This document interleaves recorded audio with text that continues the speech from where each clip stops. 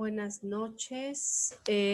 Hoy 1 de abril del 2022 vamos a tener la clase número 6 de la materia Bases Psicológicas de la Educación.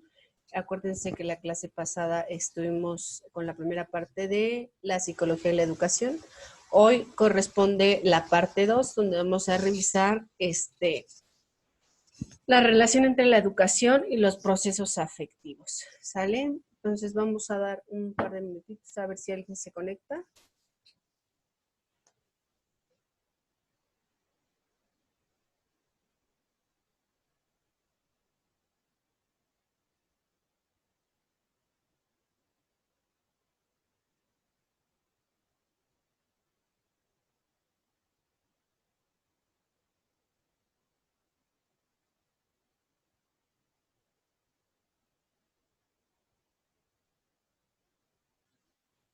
Voy a compartirles mientras la pantalla de la presentación. Bueno, mientras más bien les comento que esta clase y la que viene del 8 de abril hoy terminamos el contenido, pero el viernes 8 vamos a estar haciendo un repaso y analizando los conceptos y revisando dudas acerca de los temas. Entonces, pues espero que se puedan conectar. Después viene la semana de vacaciones, bueno, las 2 semanas. El cuatri acaba el 22 de abril y la semana del 25 al 29 es la semana de recuperación, ¿no? Esperemos que no lleguemos a ese punto y que entre la semana que viene pues puedan avanzar en la entrega de proyectos, ¿sale? Entonces les comparto la presentación de PowerPoint. Les comentaba, pues bueno, es igual la segunda parte del tema 4, la psicología y la la educación y los procesos afectivos, pues bueno, involucran desde luego la fisiología del organismo, dirigiendo y regulando la conducta. ¿Esto qué quiere decir? Pues bueno, no es otra cosa más que pensar que a diferencia de los procesos cognitivos por los cuales hacen esta referencia a las actividades intelectuales del ser humano, pues bueno, los procesos afectivos involucran principalmente la fisiología, pero del organismo, pero esta vez dirigiéndola hacia la conducta, ¿no? O sea, por un lado se trata de reconocer la finalidad de la educación, pero desde el pleno desarrollo de la personalidad, ¿no? Íntegra de los estudiantes, pues, ¿no?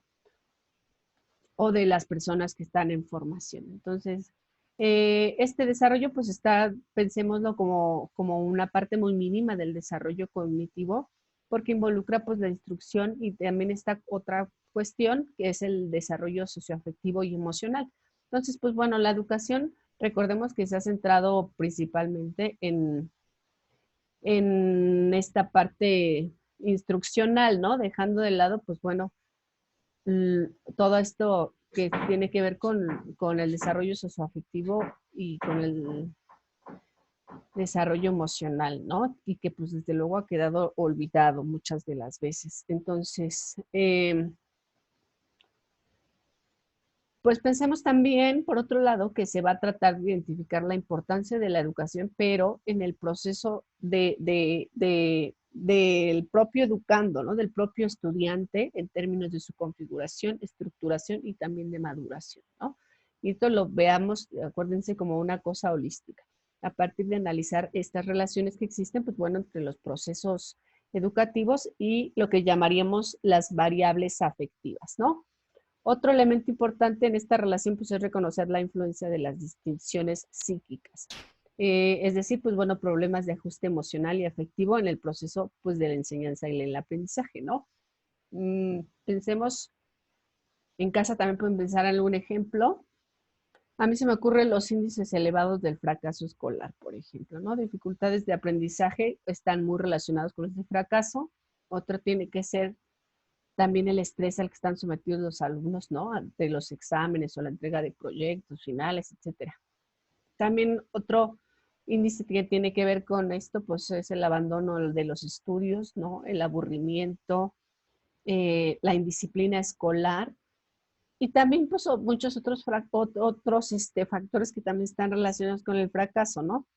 Uno de los autores que plantea esto, bueno, dos de los autores es Trianes y García Correa en el 2000, 2001, 2002 más o menos, analizaron cómo estos índices de fracaso, dificultades de aprendizaje, estrés en los exámenes, etcétera, analizaron esta relación y cómo en los alumnos provoca una especie de estados negativos, ¿no? Hacia el proceso de enseñanza-aprendizaje. Y por estados negativos pensemos, pues, la apatía, la depresión y algunas de las veces, pues, bueno, esta sensación de frustración y de no poder avanzar a nivel educativo, ¿no? Y pues esto también está desarrollado, está relacionado, perdón, pues desde luego con déficits en la madurez y en el equilibrio socioemocional.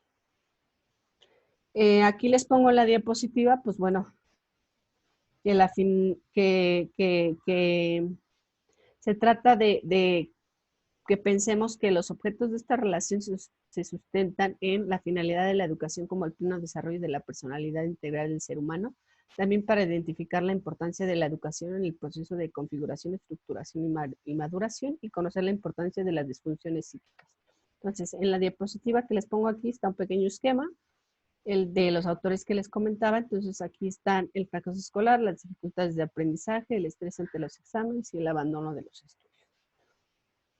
Entonces consideremos que todos estos factores en el campo educativo pues tienen que ser analizados porque se supone que el personal educativo pues tendría que estar capacitado para proporcionar las ayudas necesarias para contribuir pensémoslo, una conformación afectiva del sujeto en formación, o sea, del alumno, ¿no? Y atendiendo, pues, desde luego a sus posibilidades y a sus necesidades particulares. Esto no es nuevo, ¿no? Es algo que está muy en auge ahora, esto de las particularidades de los alumnos. Entonces, desde los procesos educativos formales como desde los no formales, esto tiene un sentido en tanto que se trata de incentivar acciones educativas, pero de carácter preventivo, ¿sale? O sea, a veces creemos que la psicología es más como rehabilitación, y sí, pero muchas de las veces no, como en el campo educativo, ¿no? O sea, se trata de prevenir, ¿no? De facilitar los procesos del aprendizaje y sobre todo, tanto de la madurez, pensemos, personal o el desarrollo de la propia identidad de los alumnos, ¿no? Su sistema de valores, la orientación, la formulación y valoración de estas intervenciones externas que luego tienen, ¿no? De ver o aprender, pues no solo del maestro, ¿no? Sino también de la propia vida y de las cosas a las que están expuestos en su día a día. Y que pues desde luego son potenciadores de este desarrollo, ¿no? De la identidad, de la madurez, y que son una especie de mediadores mentales, pues sí, que reducen la vulnerabilidad del sujeto y lo habilitan para la vida, ¿no? Entonces, pues bueno, este esquema resume un poquito esa idea. Ahora, pues veamos la investigación de la dimensión afectiva, pero desde los campos de la educación. Entonces, la dimensión afectiva desde todos los campos de la educación parte de la consideración de las construcciones personales, es lo que les decía más o menos hace ratito, ¿no? Resultado de factores biológicos, cognitivos, psicomotrices y socioculturales. Pues bueno, son aspectos que también intervienen en las siguientes variables, pues motivacionales, sentimientos de capacidad, o esta sensación de ser capaces, ¿no? De las tareas y los requerimientos, ¿no? También está la ansiedad, el compromiso, creencias y procesos de afrontamiento, ¿no? Pensemos en esta última como que pues la investigación, pero desde el análisis de la dimensión afectiva, pues también está muy relacionado con la adaptación, ¿no? La adaptación personal y social y escolar del individuo, en este caso del alumno, ¿no? Por ejemplo, para que puedan tener o para que se lleve a cabo el aprendizaje y que sea significativo, ¿no? Y lo digo así porque, pues bueno, cada reforma cambia el significado de aprendizaje significativo y luego de pronto cada quien lo entiende como quiere, pero bueno, eso es otra cosa. Entonces, para que se produzca el aprendizaje, pues también es necesario que los alumnos comprendan el propósito de la actividad o de las tareas que nosotros les damos, ¿no?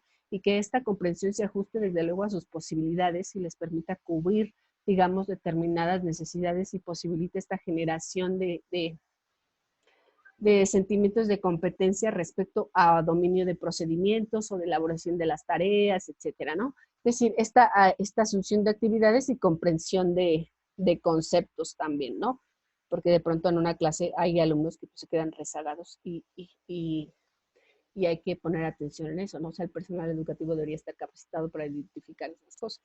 De esta manera, pues también se vuelve importante analizar, digamos, la importancia de las actitudes como expectativas, la autoestima o las motivaciones y emociones que pues, también juegan un papel importante en la construcción del conocimiento, ¿no? No es como que el aprendizaje y lo escolar y todo está de un lado y digamos lo afectivo y las motivaciones y las emociones está del otro lado, ¿no?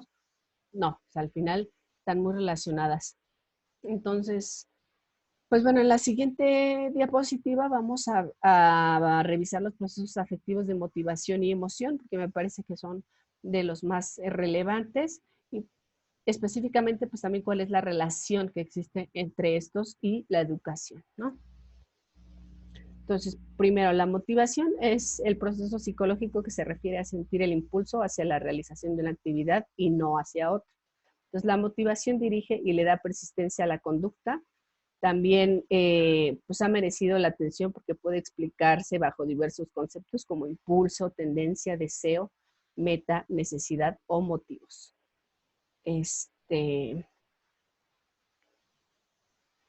¿Qué más? El motivo entonces sería entendido como el elemento disparador, movilizador o movilizador de una determinada actividad o en este caso pues de la conducta del estudiante dentro del aula, ¿no?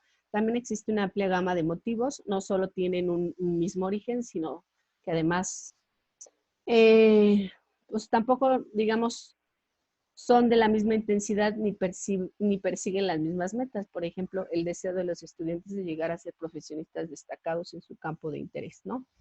O sea, salen de la escuela y entran al campo laboral y entonces ahí hay que empezar a trabajar estas cuestiones, ¿no? Entonces pensemos, por ejemplo, o preguntémonos a qué se deben estos diferentes niveles de motivación, ¿no? No sé, se sabe que la motivación muchas de las veces dirige y le da, digamos, persistencia a la conducta, ¿no? Y que además de las ganas o de tener ganas, pues también implica poder hacer las cosas, ¿no? Entonces, centrémonos en este poder hacer las cosas o estar habilitados para hacer las cosas, pues significa que a lo mejor yo puedo echarle muchas ganas para obtener algo, pero si no tengo ciertas habilidades, pues no voy a alcanzar a lograrlo, ¿no? Así la motivación juega un papel importante porque digamos que el comportamiento que está motivado es aquel que concurren varios factores, digamos, cognitivos, ¿no? Y fisiológicos sobre todo. Que buena parte de la motivación pues, tiene que ver con la forma de pensar de las personas, por una parte, porque incluye el conocimiento y el concepto que de ellas mismas tengan, pero también el sistema de valores que establezcan para sí. En ese sentido, muchos de los impulsos hacia la acción pues se originan en los procesos mentales del individuo, ¿no? Por ejemplo, pues se necesita pensar que aprenden acerca de la profesión, qué es lo que aprenden, para que entonces pensemos que está el interés, ¿no? Entonces el interés pues va a jugar como algo muy importante. Las emociones, pues bueno, las emociones son estados internos que no se pueden observar ni medir directamente, ¿sale? Además, las emociones tienen componentes de los cuales las personas suelen estar conscientes. Aquí me falta subjetivos, fisiológicos y conductuales. Entonces, pues bueno, las emociones, desde luego, son estados internos que no se pueden observar ni medir directamente, ¿no? Pero en el momento en el que las personas reaccionan a sus, digamos, a sus experiencias del día a día, pues bueno, brotan todas estas emociones y tienen la característica también de ser diferentes de otras y también de ser difíciles de controlar, ¿no? Pues no se puede iniciar ni suprimir fácilmente. Aunque las emociones suelen provocar en los seres humanos una pérdida del propio control, en realidad dichas emociones pues no impulsan la conducta, ¿no? Sino que más bien son estados internos que se caracterizan por cogniciones o también por sensaciones, reacciones fisiológicas, ¿no? Cuando alguien está enojado o está estresado, hay una reacción fisiológica innegable, ¿no? También estas conductas que son expresivas muy obvias, ¿no? Cuando alguien está enojado, pues se le nota, cuando alguien está contento, se le nota, y cuando alguien está triste, pues también, ¿no? Y fisiológicamente también se ve. Entonces, aunque las emociones suelen provocar en los seres humanos una pérdida de control la mayoría de las veces, pues en realidad dichas emociones no impulsan la conducta. Es lo que les decía. Entonces, podríamos definir entonces que las emociones son estados internos, sí, pero son similares a los motivos por los que las personas activan, ¿no? O producen conductas dirigidas hacia un objetivo. Por ejemplo, si tenemos un examen, pues podemos, o nos va a pasar por la mente a lo mejor que como ese examen es muy difícil, de pronto nos vamos a empezar a sentir enfermos, ¿no? Y entonces podemos, o pensar en excusas para no presentar ese examen, ¿no? O con las tareas, pues también. Entonces se sabe que otras personas pues pueden afectar nuestras emociones, eso también es una realidad. Por ejemplo, cuando la gente suele reír y escucha a otro reírse, o sea, cuando alguien se ríe y otro lo escucha, pues bueno, también el otro se contagia de esa emoción, ¿no? Lo mismo pasa cuando alguien se asusta y a lo mejor las personas que están alrededor, pues no saben qué es lo que asustó al otro, pero también se ponen como en señal de alerta, ¿no? Entonces son estas reacciones fisiológicas que están muy vinculadas, ¿no? De hecho, pues sabemos que, por ejemplo, el pánico que se provoca en situaciones poco precisas, pues también es conocido como el pánico colectivo. Por ejemplo, pensemos en cuando suena la alarma de sísmica, ¿no? La alarma sísmica. Entonces hay gente que lo toma muy mal, hay gente que ve a otro que lo toma mal, entonces se pone igual, ¿no? Entonces esta especie como de pánico colectivo también es una, una cosa muy real. Entonces, pensemos las emociones en el desarrollo, ¿no?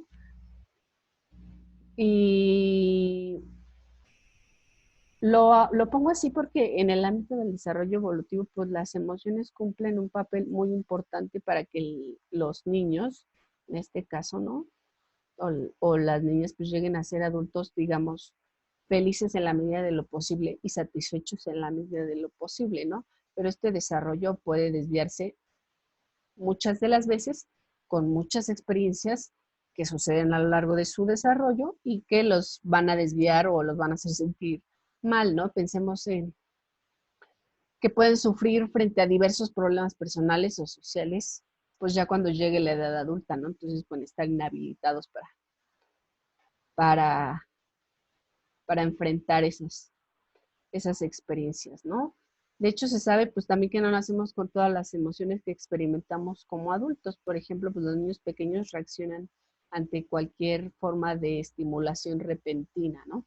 Solamente hasta que han cumplido, me parece que los 3 meses o alrededor de los 3 meses, aparece la emoción de angustia, por ejemplo, ¿no? Entonces, después de ese tiempo y hasta los 6 meses, la angustia se diferencia ya de otras como el enojo o la aversión o incluso el temor, ¿no? Entonces acá pues también les pongo pues este ejemplo. Me gustaría que en casa piensen en otro tipo de ejemplos porque pues es importante, ¿no? Luego les pongo acá el docente y la psicopatología, porque pues acuérdense que en el proceso de enseñanza y aprendizaje no solo estamos hablando del que aprende como el estudiante, sino también del que enseña como el docente, ¿no?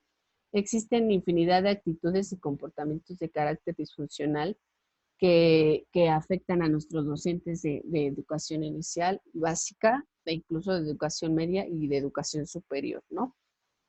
Entonces, pensemos que el papel de la psicología en el campo educativo, pues debe despertar en el docente la necesidad de cultivar estilos de vida saludables, ¿no? ¿Por qué? Pues porque están en una profesión que requiere de gran entrega en el ámbito personal y esfuerzos de orden psicológico, ¿no? Entonces, pues no sé.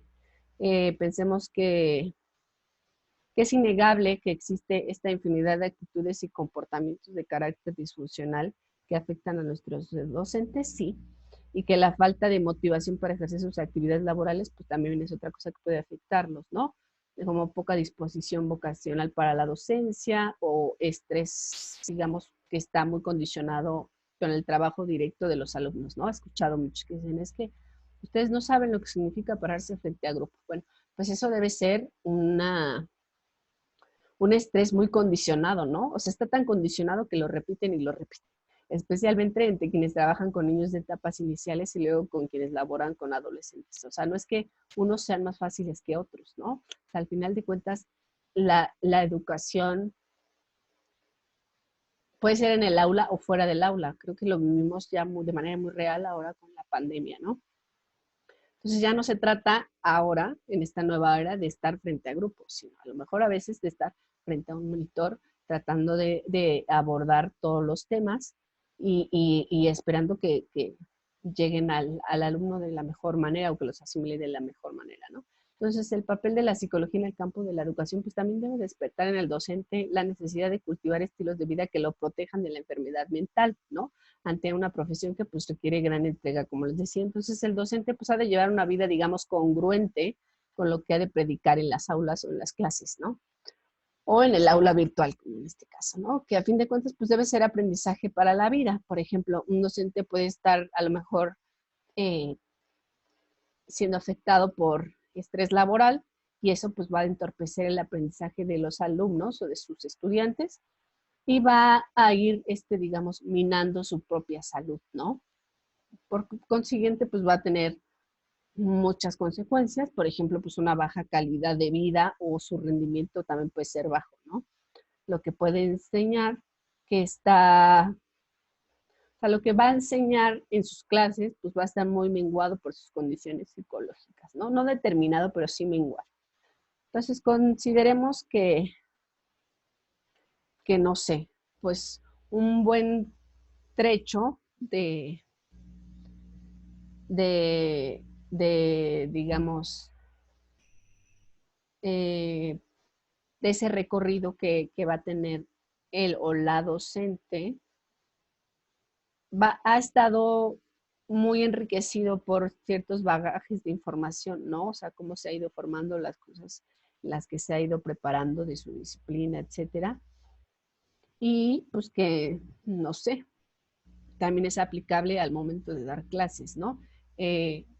Desde las estrategias y posturas conductuales también está esta otra parte de los alcances y las potencialidades que existen como mecanismos de defensa, digamos, ¿no? En cada ser humano, sin dejar fuera la enorme riqueza de la psicología humanista. O sea, también ha dado un gran aporte al área de conocimiento, ¿no?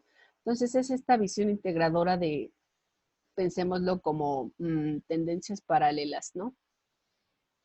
Por un lado, pues lo que va a permitir, digamos, sí, bueno, sí, sí permitir. Lo que va a permitir que la psicología sea una de las principales herramientas del docente, entonces precisamente que sea capaz de identificar sus propias emociones y canalizarlas o tratarlas, ¿no? Entonces el docente debe tener presente también lo importante que es de empaparse de estos conocimientos psicológicos, de ese conocimiento de sí mismo, ¿no? Y de poder identificar también sus propios procesos y cuando se siente mal, etcétera, y actuar al respecto, ¿no? También, pues le va a ayudar a detectar y canalizar a aquellos alumnos que presenten actitudes, digamos, disfuncionales en la dinámica del salón de clases o pues en las aulas virtuales, ¿no? Eh, También el docente pues debería estar preparado, digamos, para poner en práctica estrategias pues sencillas, ¿no? O sea, que le permitan minimizar los altos niveles de estrés o de depresión o de ansiedad que, que, que conlleva una disciplina como la docencia, ¿no? Entonces esto pues también está relacionado con la adquisición de estilos de vida que dependiendo de la postura epistemológica que tengamos, pues bueno, pueden abordarse, ¿no? Alguien que los aborda muy bien es Presti, que es igual, es un material que está en la plataforma y que tienen que consultar para elaborar sus proyectos. Entonces, este autor nos habla de que es importante conocer los alcances o identificar los alcances de la psicología y esta especie de enunciados contrariados, ¿no? Entonces, debe ser capaz de comprender que por encima de todo existe esta aplicabilidad, ¿no? Y grado de praxis o la práctica, ¿no? Que le ha de permitir llevar una vida mejor y por consiguiente contagiarles ese mismo espíritu, pues, a sus alumnos, ¿no? O a sus estudiantes. Porque al final de cuentas, pues es una relación que aunque ya no esté el aula, por ejemplo, ahora que no esté el aula presente, pues es algo que está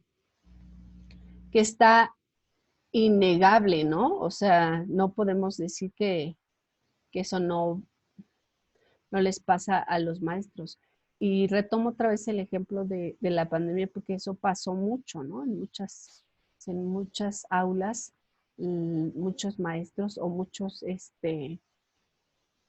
alumnos pues se vieron sometidos a mucho estrés, ¿no? Con todo esto del encierro y pues estar frente a un virus que está a nivel global, ¿no? Entonces, pues pensemos cada uno en casa algún ejemplo, ¿no? Entonces, les voy a compartir un videito. Voy a dejar de compartir la presentación. Ahí. En base a nuestras experiencias. Les voy a compartir este videito para que reforcemos un poco la presentación del día de hoy, ¿sale? Entonces, compartir sonido, optimizar clip, compartir. Pues vamos a darle play.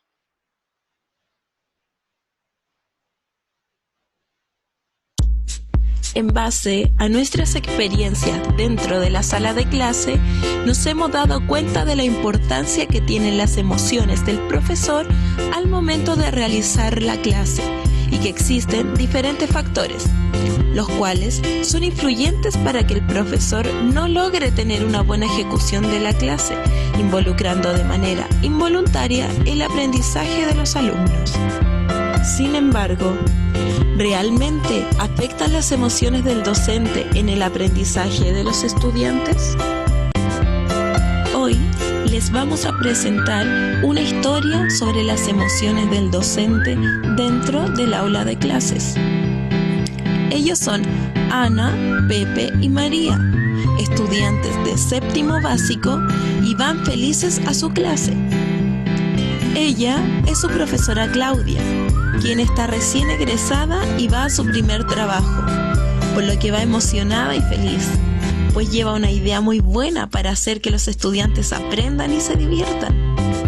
Sin embargo, al ingresar a la institución, se encuentra con el director y la administración del establecimiento, dándole un trato diferente al que ella esperaba, recibiendo la noticia de que no podía realizar la clase de la forma que ella quería, pues según la administración, ello causaría mucho desorden y no sirve para el aprendizaje de los estudiantes, provocando un gran descontento en la profesora. Por lo mismo, la profesora va a realizar su clase con poca motivación y con cierto desánimo, siendo esto percibido de inmediato por los estudiantes, lo cual no genera un buen clima dentro del aula, afectando tanto a los estudiantes como a la profesora. Aquel día, Ana, Pepe y María se ven afectados emocionalmente en su enseñanza, ya que al estar la profesora con poco ánimo, los aprendizajes no fueron adquiridos de forma significativa. Más tarde, al llegar la siguiente clase, se encontraron con la profesora Antonia, quien recibió felicitaciones por parte de la administración del establecimiento educacional. Es por ello que la profesora realizó su clase con mucho ánimo y de forma más activa, la cual fue percibido de inmediato por los estudiantes, quienes llegaron incluso a contagiarse por su alegría, entusiasmándose con el aprendizaje, por lo que al terminar la clase se fueron a sus casas felices y con ganas de seguir aprendiendo. Aquel día, Ana, Pepe y María se pusieron a conversar de todo lo que sucedió, comparando a ambas profesoras, dándose cuenta la forma en que las clases cambiaban al estar con una profesora feliz y con otra profesora más triste. Según el filósofo francés Jean, si la razón hace al hombre, el sentimiento lo conduce. Esto quiere decir que las emociones son una parte fundamental en la actividad diaria de los profesores, debido a que el área educativa está basada principalmente en las relaciones interpersonales, ya sea con los estudiantes, padres de familias, compañeros y autoridades educativas. Es por eso que las experiencias emocionales de los docentes están en un constante cambio, pasando bruscamente por enfado, alegría, ansiedad, afecto, preocupación, tristeza, frustración, etc., ya sea con mayor o menor intensidad y amplitud, las cuales son identificadas por los estudiantes al momento en que el profesor desarrolla su clase.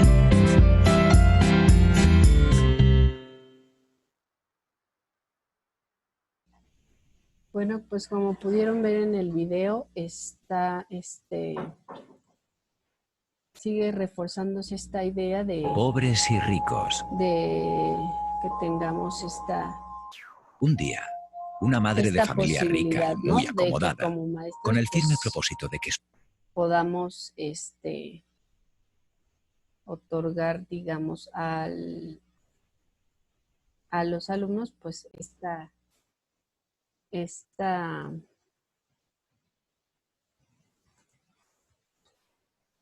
empatía, ¿no?